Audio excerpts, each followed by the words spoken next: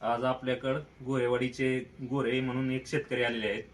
त्यांना आपण इकासन या कंपनीचं एक इकासन लिक्विड जे शेतीसाठी उपयुक्त आहे प्रत्येक पिकासाठी, त्याचा आपण त्यांना प्रत्यक्ष डेमो करून दावत आहे.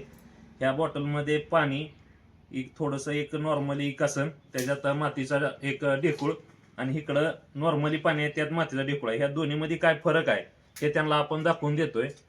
फरक असा आहे की हे इकासन वापरल्यानंतर जमिनीचा सेंद्रिय कर्ब, परत जमीन माती चहापत्तीसारखी भुसभुशीत, तसंच पिकाची वाढ, काळोखी, मुळ्यांची संख्या वाढवायचं काम मोठ्या प्रमाणात करतं आहे. आणि ही इकडं जसं पाणी निका खडून राहतंय, जेणेकरून जे पिकांना आवश्यक असणारं जे सेंद्रिय कर्ब आहे ते पिकापर्यंत पोचत नाही. हे ह्या व्हिडिओच्या माध्यमातून आपण प्रत्येक शेतकऱ्यापर्यंत पोचवण्याचा प्रयत्न करत आहे. आता हा बघा, इकडं आपण जिथं इकासन वापरलंय ते माती कशी होते भुसभुशीत. हे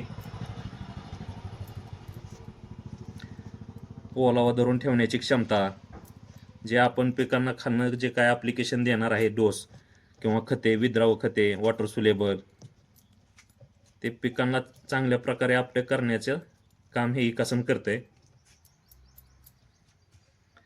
या इकासनमधून कुठलाही प्रकारचा साईड इफेक्ट होत नाही.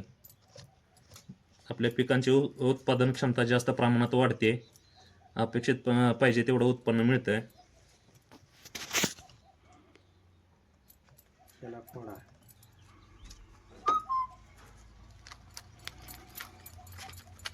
हे आता दोन्हीही आपण मातीचे ढेकूळ टाकून पाण्यात आपण त्याचे मिश्रण तयार केलं आहे. बघा ते तुम्हाला कसं वाटतंय. पाणी किती खडूळ आहे किती नाही ते बघा. यामध्ये जमिनीतले पूर्णपणे सूक्ष्म अन्नद्रव्य पाण्यात मिसळलेले आहेत आणि ते पाण्याबरोबर वर आलेले आहेत.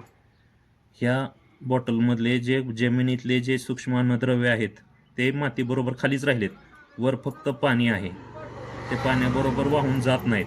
हा असे जमिनीत साठवून ठेवण्याची क्षमता हे इकासन करते.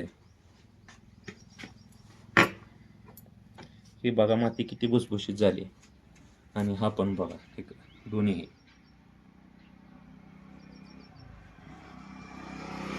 इकासन वापरल्याने जमिनीतील जे काही गुणधर्म आहेत अन्नद्रव्याचे ते हाय असे राहतात. आणि हे साधी नॉर्मल पाणी आहे जे आपण पाटाद्वारे देतो, हे करतो, ते जमिनीतील गुणधर्म अन्नद्रव्याचे ते पाण्याबरोबर वाहून जातात.